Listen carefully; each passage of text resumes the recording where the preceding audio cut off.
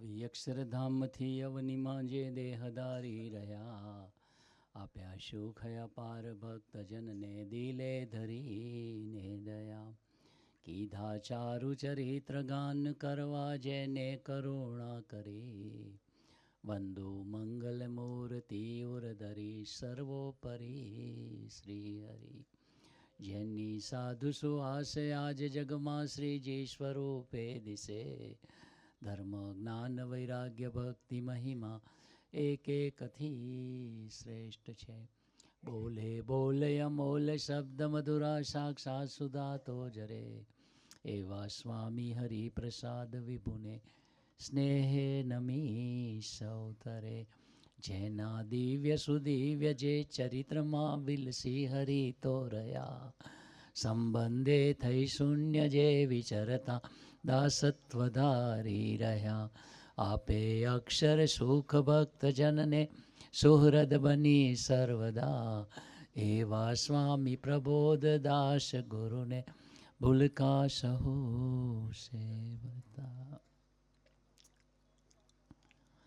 ગુરુહરિ પરમ પૂજ્ય હરિપ્રસાદ સ્વામીજીની મહાપ્રાસાદિક આ ધરતી, એમાં એ ગુરુહરિએ સંકલ્પ કર્યો કે આ ગામમાં પ્રત્યેક વ્યક્તિને સત્સંગનો જોગ થાય, અને મંત્ર શતાબ્દીમાં એ સાકાર પણ થયું. આજે આપણે વિશેષ ભાગ્યશાળી એટલા માટે છે કે ગુરુહરિ હરિપ્રસાદ સ્વામીજી જેમ ભગવાન સ્વામિનારાયણને આશીર્વાદ આપ્યા કે એવા કીર્તિ કંચન અને કામિનીના રસ અને રાગ રહિતના ગુણાતીત સંત દ્વારા અમે ધરતી પર અખંડિત રહીશું. ભગવાન કૃષ્ણએ પણ આશીર્વાદ આપ્યા કે 39 લક્ષણયુક્ત રાજા હોય અથવા 30 લક્ષણયુક્ત સાધુ હોય, એમાં શ્રી કૃષ્ણ ભગવાન કીધું કે એમાં અમે અખંડ રહીશું અને કાર્ય કરીશું. તો આજે પ્રણાલિકા સંતની કે સંત થકી ભગવાન એની અંદર એને કાર્ય કરે, વિચરણ કરે, તો આજે ગુરુહરિ પ્રબોધ સ્વામીજી આપણી વચ્ચે પધાર્યા છે. આ દુનિયામાં અત્યારે 800 કરોડની જનતા છે, પણ દરેક વ્યક્તિ સુખી થવા માટે પ્રયત્ન કરે છે. એની સુખની વ્યાખ્યા છે તન મન ધનથી સુખી થવું. આપણી ભાષામાં કહીએ તો રોટી કપડા ઓર મકાન. પણ સાથોસાથ અંતરથી પણ સુખી થવું અનિવાર્ય છે.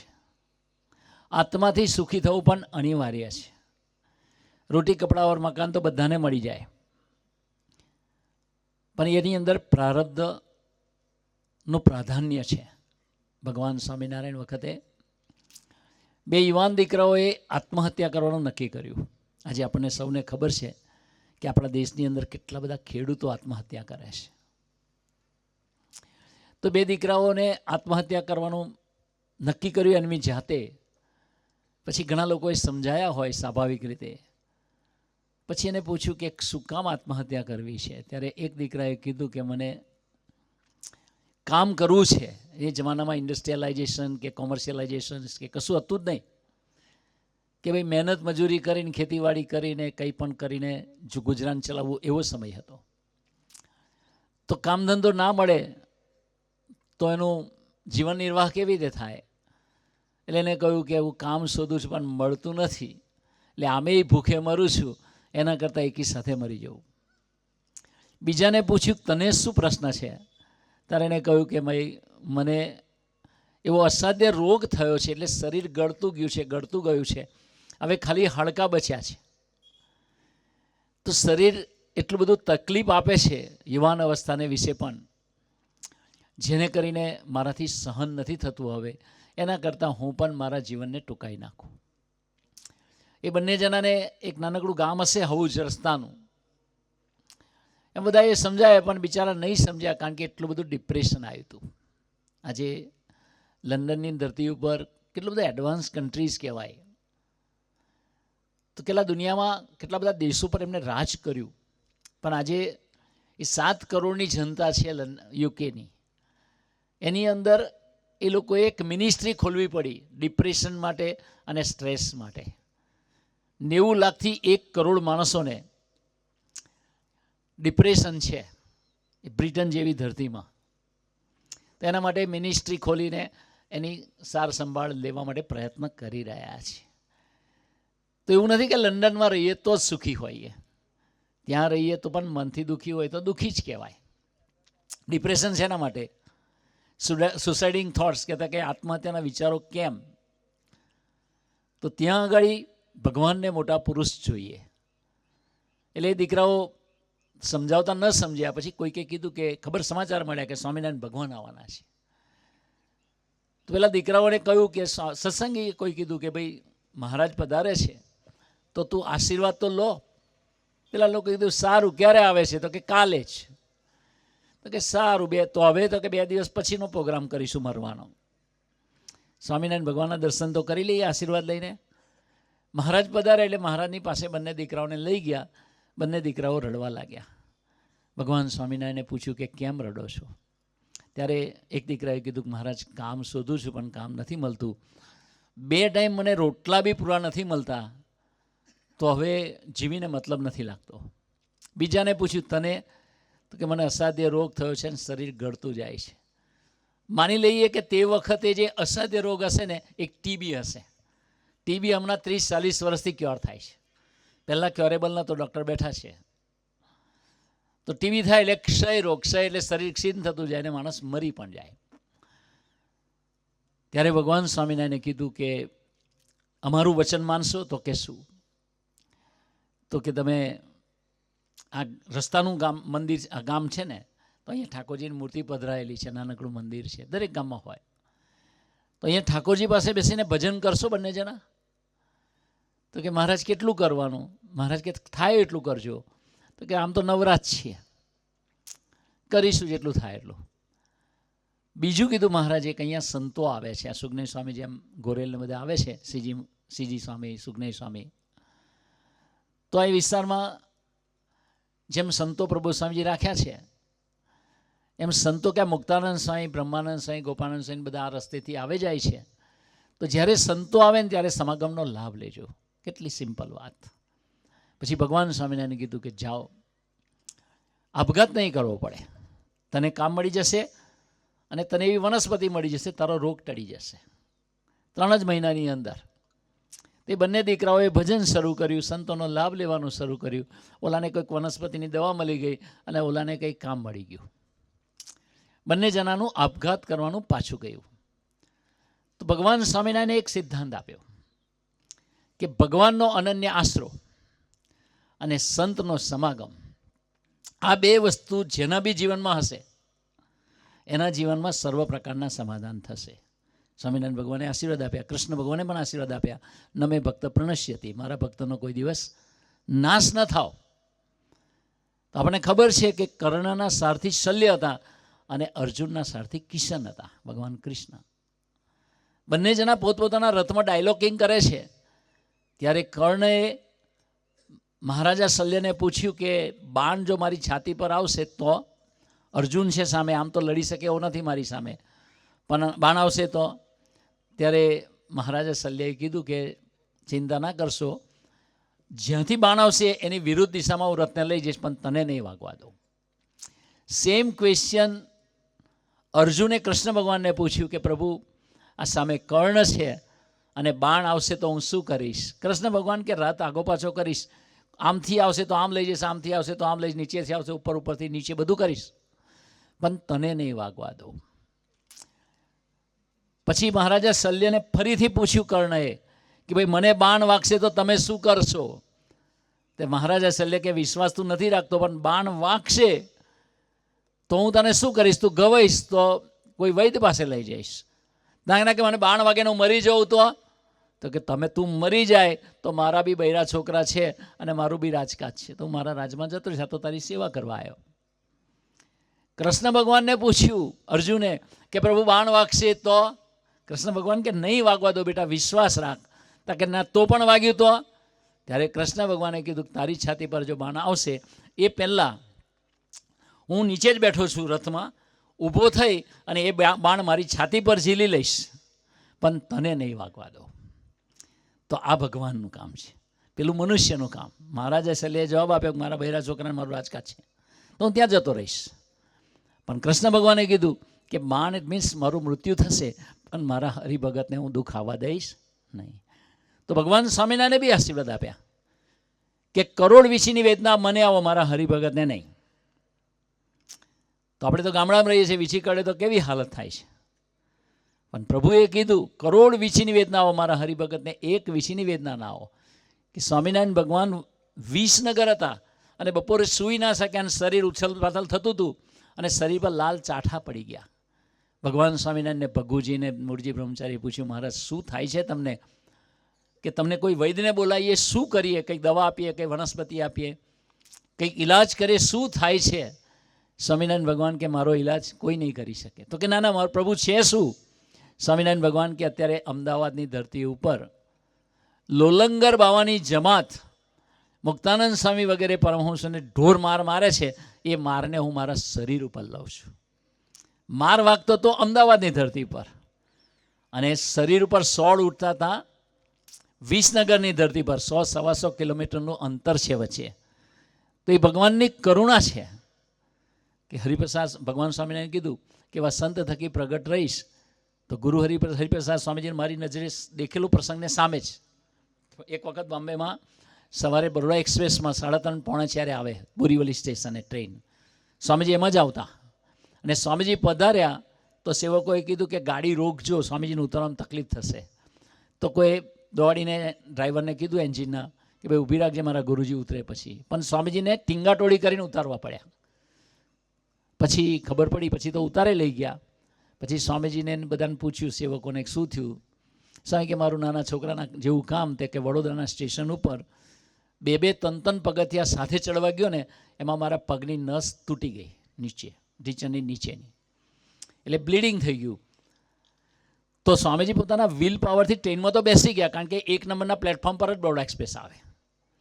એટલે કે હું બેસી તો ગયો, પણ રાત્રે બાથરૂમ કરવા ઉઠ્યો ને ત્યારે ઉઠી ના શકાયું, કારણ કે અંદર બ્લીડિંગ ઇનસાઇડ બહુ થઈ ગયું શરીરમાં, એટલે બહુ દુખાવો હતો. પછી મેં પૂછ્યું કે સ્વામીજી આપે કહી દીધું હોત તો કે ના, મારે આવવું જ હતું બોમ્બે. એટલે પછી સ્વામીને પ્રાર્થના કરી કે સ્વામીજી આની પાછળનું કારણ શું છે. સવારના 5 વાગ્યા હતા ગોરેગાંવમાં, સ્વામીજી બોલ્યા હતા ને કે સ્વામી એવું તો ના હોય કે તમે 3-4 પગથિયાં ચડો, પણ તમને કંઈ કારણ છે કે તમે આ કર્યું છે. ત્યારે સ્વામીજી એક વાક્ય બોલ્યા કે વાસનાના 4 છોકરાઓ એને માથે કાળ હતો અને મૃત્યુને પામવાના હતા. એટલે મહારાજે એનું જે ભૂંડું પ્રારબ્ધ હતું એ મને મહારાજે આપ્યું છે, અને 15 દિવસમાં મને સારું થઈ જશે. એટલે મને સમજણ ના પડી કે વાસનાના 4 દીકરાઓને શું થયું, કોણ છે. ને પછી તો સ્વામીજી આરામમાં ગયા. એટલે 6-6:30 પછી વાસના મંદિરમાં નિર્ગુણ સ્વામી હતા, અમે સાથે જ દીક્ષા લીધેલી. તો નિર્ગુણ સ્વામીને મેં 6-6:30 ફોન કર્યો કે નિર્ગુણ સ્વામી રાત્રે કંઈ બન્યું હતું? તો કે ના, હમણાં જ આવ્યા અમે. તો કે શું થયું હતું? તો કે હાલોલમાં સ્વામીજીની સભા હતી, સ્વામીજી સોખડાથી હાલોલ આવ્યા હતા, અને હાલોલથી પછી ટ્રેન પકડવા 1 કલાકમાં નીકળી ગયા હતા. તો કે અમે પાછા આવતા ટ્રકની અંદર આવતા હતા, તો એક ટ્રકની અંદર 100-125 યુવકો હતા. એ ટ્રક ઊંધી પડી અને એમાં બધા છોકરા મળ્યા, પણ 4 દીકરાઓ નહોતા મળ્યા. એટલે કે શોધવા ટ્રાય કર્યો રાતના, પણ હવે 4 દીકરાઓ મળે નહીં, અને અંધારું, અને રોડથી નીચે સારી 20-25 ફૂટ ઉતરી ગયેલી ટ્રક, અને ટ્રકના વ્હીલ તો અદ્ધર અને આમ બધું થઈને આ પડેલું. પછી કે શું થયું? મેં કીધું તો કે 4 જણા આવી રીતે થયું. એટલે પછી અમે લોકોએ પેલું ગવર્મેન્ટનું હેલ્પ મંગાવી અને ગાડીની લાઇટો આમ તેમ કરીને પેલું ક્રેન લાવીને ટ્રકને ઊંચકી, તો એ લોકો ટ્રકની નીચે 4 જણા બેઠા હતા, અને 4 જણ 2 બાજુ પથરા હતા, એટલે એની પર આમ ટ્રક લટકી રહી હતી, અને 4 દીકરાઓ અંદર શાંતિથી ભજન કરતા હતા. એ મળ્યા ત્યારે અમને બધું પતાવીને અમે પાછા આવ્યા. તો ક્યાં હાલોલ રોડ ઉપર એક્સિડન્ટ. પછી મેં કીધું કેટલા વાગે એક્સિડન્ટ થયો? તો કે અબાઉટ 10:37ની આસપાસમાં, 37થી 45ની વચ્ચે થયો છે. અને એ જ ટાઈમે ગુરુહરિ સ્વામીજીની પગની નસ તૂટી હતી, એ પેલું ચડતા, કારણ કે ટ્રેન ઉપડવાને 15 મિનિટ પહેલાં પહોંચી ગયા હતા, 13-14 મિનિટ પહેલાં. તો ઉતાવળ કરવાની તો કોઈ જરૂર નહોતી સ્વામીજીને. પણ એક નાના છોકરાની જેમ એમનેમ નસ તૂટી ગઈ છે એવું નથી. પછી તો બોમ્બેમાં 2-3 દિવસનો પ્રોગ્રામ બધું રહીને પછી કેન્સલ કરી દીધો. પછી સ્વામીજી પાછા સોખડા આવ્યા ત્યારે 14મા દિવસે ડૉક્ટરને બતાવ્યું ત્યારે ડૉક્ટરે કીધું હિલિંગ નથી થયું, ઇનસાઇડ બહુ જ બ્લીડિંગ છે, એટલે હજુ બીજો મહિનો આરામ કરવો પડશે. પણ 16મા દિવસે સ્વામીજી દાતન કરતાં કરતાં હરિસ્મૃતિ એમના નિવાસસ્થાનથી યોગી આશ્રમ 500 ફૂટ ચાલીને આવ્યા હતા, 600 ફૂટ. અને સ્વામીજી કે મને મટી ગયું, જો સારું થઈ ગયું. એના આગલા દિવસે તો સ્વામીજીને પગ લાંબા કરીને જમાડવા પડ્યા હતા અને પેલું ટેબલ જેવું રાખીને ત્યાં જમાડતા હતા. તો વિચારીએ આપણે કે આવા વરદાન કોણ આપે? તો આપણા જીવનની અંદર તન મન ધનથી સુખી થવું છે, પણ શરીરની અંદર અસાધ્ય રોગ થાય તો આશીર્વાદની જરૂર પડશે. બોમ્બેમાં 32 વર્ષના એક દીકરાએ રડ્યો બિચારો. મેં કહ્યું શું થયું? નિતેશ એનું નામ. તો કે સ્વામી મને કાનમાં અચાનક બંને કાને સંભળાતું બંધ થઈ ગયું. મને હું શું કરું? હવે 32 વર્ષનો, એને ત્યાં નાની એક દીકરી છે 1-1.5 વર્ષની, અને બંધ થઈ ગયું. પછી એને મેં કહ્યું ENTને બતાવો. એટલે એના આંખ કાન નાકના ડૉક્ટર્સ હોય, ENT સ્પેશિયાલિસ્ટોને બતાવ્યું, 3 ડૉક્ટરોને બતાવ્યું, પણ દરેકે જણ કીધું કે તારું એક કાન 100% ગયો છે, બીજા કાનમાં 2-5% સંભળાય એવું છે. પછી ઉપાય શું? તો કે એમાં કોઈ દવા નથી, કોઈ ટ્રીટમેન્ટ નથી, તારા કાન ટોટલ ગયા છે. તો બેરા માણસને કાન હોય છે પણ સાંભળવાની શક્તિ ભગવાન આપે છે. પછી દીકરો ડિપ્રેશનમાં થોડો જતો રહ્યો અને તે જ દિવસે 12મી ફેબ્રુઆરી હતી અને ગુરુહરિ પ્રબોધ સ્વામીજીનો પ્રોગ્રામ ગઈ સાલ ત્યાં બોરીવલીમાં હતો અને ગુરુહરિ પધાર્યા ત્યારે દીકરાને એમ હતું કે હું પ્રભુ સ્વામીને પ્રાર્થના કરીશ ને મને આશીર્વાદ મળશે તો કંઈક રસ્તો નીકળશે. પણ એટલા બધા મહેમાનો અને એટલું બધું હતું, 2000 માણસની સભાનો આખો હોલ ખીચોખીચ હતો, તો એને ચાન્સ નહીં લાગ્યો. અને અચાનક હોસ્ટે એનાઉન્સ કર્યું કે ભાઈ કાર્યકર્તાઓ પહેલાં આવી જાઓ પ્રભુ સ્વામી છેલ્લે હાર પહેરાવવા માટે. હાર પહેરાવવા ગયા એમાંનું નામ હતું. એ પહોંચી ગયો એટલે એના મુખ્ય કાર્યકર્તાને ઇશારો કર્યો કે મને આશીર્વાદ જોઈએ છે, પેલું કાન ગયા છે. એને બી ખબર હતી જીતેનભાઈને. એટલે પ્રભુ સ્વામી બિરાજમાન હતા, બધા પગે લાગી લીધું. પછી પેલો નિતેશ આવી અને પ્રભુ સ્વામીના ચરણોમાં પડીને રડવા આંખમાં આંસુ સાથે. તો જીતેનભાઈએ કીધું કે સ્વામીજી આના બંને કાન અચાનક જતા રહ્યા છે. અને ડૉક્ટરો કીધું કશું નથી થતું, થાય એવું હવે કાનને તો ઊં થાય છે, હવે કશું રહ્યું નથી એમ. ત્યારે ગુરુહરિ પ્રભુ સ્વામી એક વાક્ય બોલ્યા કે જ્યાં મેડિકલ સાયન્સ એન્ડ થાય છે ને ત્યાં ભગવાનના આશીર્વાદની શરૂઆત થાય છે. પછી પ્રભુ સ્વામી કીધું કે સત્સંગ કરો છો? પહેલાં તો સંભળાતું જ નહોતું. એટલે જીતેનભાઈ કીધું હા સ્વામી તો કાર્યકર્તા છે, એના થકી બીજા 20-25 યુવકો બી આવે છે. પ્રભુ સાહેબ ભજન કરશો સ્વામિનારાયણ ભગવાનનું? તો કે હા કરીશું. ગુરુહરિ સ્વામીજીને સંભાળીને પ્રાર્થના કરશો? તો કે હા કરીશ. સાહેબ કે પ્રભુ સાહેબ કે કયા કાને નથી સંભળાતું? કયા કાને નથી સંભળાતું? 2 કાને જઈને કહ્યું આ કાને નથી સંભળાતું. પછી કહે છે આ કાને નથી સંભળાતું. અને એ જે શબ્દ બોલે આ કાને નથી સંભળાતું, પેલા કાને નથી સંભળાતું, એ જ સેકન્ડથી એને સંભળાવવાનું ચાલુ થઈ ગયું. હું આ તમને ચમત્કારની વાત એટલા માટે કરું છું, આ ચમત્કાર નથી, આશીર્વાદ છે. કે સાયન્સ ના પાડે છે પણ જે સંતે ભગવાનને રાખ્યા હોય એ સંતના આશીર્વાદમાં શક્તિ હોય. કેનેડામાં મેં એકવાર સભાપતિ, એક જણ સીધો સ્ટેજ પર આવીને રડવા લાગ્યો. આપણે ત્યાં પ્રોફેશનલ કોર્ટમાં આપણું મંદિર છે કેનેડામાં, ટોરન્ટોમાં. તો ચંપકસિંહ લઈ આવેલા એને. પછી રડવા માંડ્યો. સ્વામીજી કે શું થયું, કેમ રડો છો? તો કે સ્વામી 7 વર્ષ થયા, જીભનો ટેસ્ટ જતો રહ્યો છે, રેતીને મોરો સરખું લાગે છે, કદાચ શીરો સમજીને ગજરાલ નીંડું ખવડાવે તો હરખું કંઈ ખબર નથી પડતી. અને ટેસ્ટ જતો રહ્યો એટલે સલાઈવા ના આવે, આપણા મોઢામાં જે પાચક રસ છે એ જરે નહીં, એટલે શરીર ડ્રોપ થતું જાય છે અને ટેસ્ટ આવતો નથી. તો હવે શું કરીએ એમ? સ્વામી કે સત્સંગ રાખશો? તો કે હા, આ મંદિર છે, રોજ આવજો, ફ્રી પડે તો આવજો, ભજન કરજો, દર સભામાં આવજો, દર રવિવારે. આટલું 2 વસ્તુ કરશો? તો કે હા. તને સત્સંગમાં કોઈ હરિભક્તો જોડે, નરેશ મામાને બધા છે જોડે દોસ્તી રાખજો, જયંતિભાઈને બધા જોડે. કે સ્વામી સારું, ઓળખાણ તો છે જ. સ્વામી કે જાઓ. સ્વામી ઉપર જમ્યા હતા, ત્યાં ઉપર એક બાલ્કની જેવું છે, ત્યાં સ્વામીજી જમ્યા હતા. સ્વામી કે ત્યાં જમી લો, દાળ ભાત શાક લાડુ જમી લો, જાઓ, કશું નહીં થાય. ઉપર ગયો અને લાડુ જમે ને જે રડે છે, 7.5-8 વર્ષ પછી ટેસ્ટ આવી ગયો. તો આ અશક્યનું શક્ય કોણ કરે? તો આપણા ભૂંડા પ્રારબ્ધોને રૂડા કરનાર એવા ભગવાનના પવિત્ર સાધુ જોઈએ. અમારે બોમ્બેની ધરતી પર એક પુલકિત મહેતા કરીને છે, એનું 49 વર્ષની ઉંમર અને ડાયાબિટીસના કારણે એનો ટેસ્ટ જતો રહ્યો. એટલે બધું હરકું લાગે, ટેસ્ટી માણસ, કોઈ હોટલ બોમ્બેની નહીં છોડી હોય એને જમવામાં, પણ ટેસ્ટ જતો રહ્યો. હવે શું કરે? પછી ગુરુહરિ પ્રબોધ સ્વામીજીને કૃષ્ણાભાઈ ત્યાં પધાર્યા હતા ગઈ સાલ, તો વાત કરી કે સ્વામી આવું આવું છે. પ્રબોધ સ્વામી ત્યારે પણ આ જ વાત કરી કે મેડિકલ સાયન્સ પતી ગયું, હવે તો ભગવાનની ને સ્વામીજીના આશીર્વાદ હશે તો થશે, આપણે ભજન કરજો એમ. પછી કે પણ સ્વામી શું કરીએ એમ. પછી બધાએ પ્રાર્થના કરી. ત્યારે પ્રભુ સાંઈ કીધું કે જ્યારે પણ જમવા બેસો ને ત્યારે એક પ્રાર્થના કરજો, કે પ્રભુ આ રસોઈમાં સ્વાદ મૂકનાર તમે છો અને મારી જીભમાં સ્વાદ આપનાર પણ પ્રભુ તમે છો, તો તમે કૃપા કરીને તમારી ઈચ્છા હોય ને તો મને સ્વાદ પાછો આપજો. આવી પ્રાર્થના કરી અને ભજન કરીને પછી જમજો. પછી ત્યાંથી ઉતર્યા અને સભા 4 કલાક પછી હતી, 4-5 કલાક, એટલે વચ્ચેનો ટાઈમ મળ્યો ને એટલે ક્યાંક સૂપ પીવા ગયા. અને સૂપ પીતી વખતે એને આ પ્રાર્થના કરી અને પછી સૂપ પીધું તો 30% ટેસ્ટ આવ્યો સૂપનો. પછી સાંજે જમ્યા ને તે સંભાળવાનું ભૂલી ગયા, પ્રાર્થના કરવાનું ભૂલી ગયા, એટલે પાછો ટેસ્ટ જતો રહ્યો. બીજે દિવસે પણ સંભાળવાનું ભૂલી ગયા, ટેસ્ટ નહોતો. બીજે દિવસ સાંજે પણ નહોતો.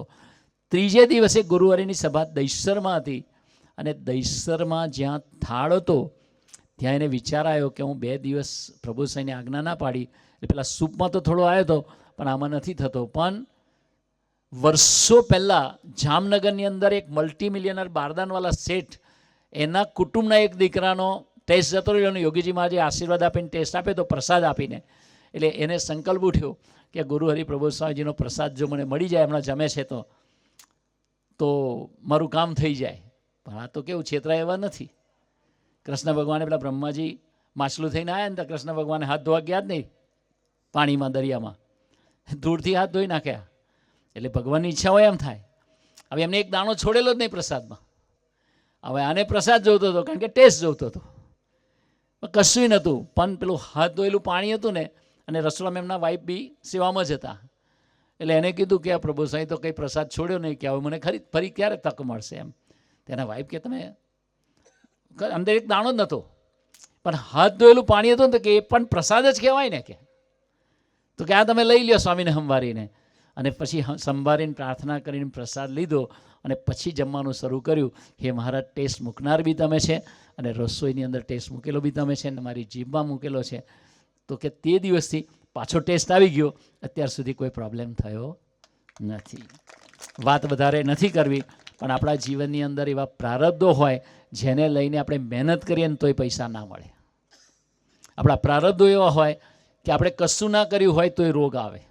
પ્રારબ્ધો એવા આપણે પ્રાર્થના ના કરી હોય છતાં એક્સિડન્ટ થાય. પણ એ બધા જ પ્રારબ્ધો એ આપણા આત્મા ઉપર ડોમિનેટ કરે છે, એને કંટ્રોલ કરે છે. ત્યાં આગળ ભગવાન અને મોટા પુરુષના આશીર્વાદ જોઈએ. અને એ સ્વામિનારાયણ ભગવાને કીધું, ભગવાનનો અનન્ય આશરો કરશો તો કોઈ સાધન નહીં કરવું પડે, એવા ભગવાન તમારી પર પ્રસન્ન થશે. અને બીજી બાજુ સંતની સાથે એવી પ્રીતિ રાખવી જોઈએ. અને આ લોકની અંદર સુખી થવા માટે પણ સંતના આશીર્વાદ જોઈએ. તો અમારા પ્રબોધ સ્વામી સાથે તો દેશ અને પરદેશમાં ઘણું બધું રહેવાનું થયું. કેટલા બધા પ્રસંગો છે, પણ વધારે વાત નથી કરવી. અમેરિકાના એક દીકરાએ કીધું 10 વર્ષથી છું પણ મારે અમેરિકા છોડવું પડશે. ગુરુવારીને કીધું કે કૃપા કરો તો રહી શકીશ, નહીં તો મારે ઇન્ડિયા પાછા આવવું પડશે. એને માસ્ટર્સ કર્યું તો બધું જ હતું.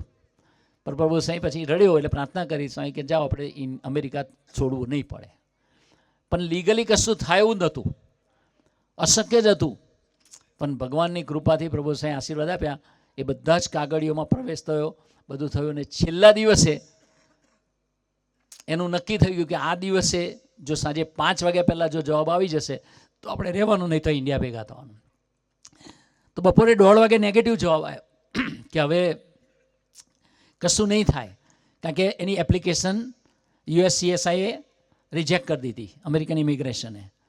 એટલે હવે તો રહેવાનો મતલબ જ નહોતો થતો.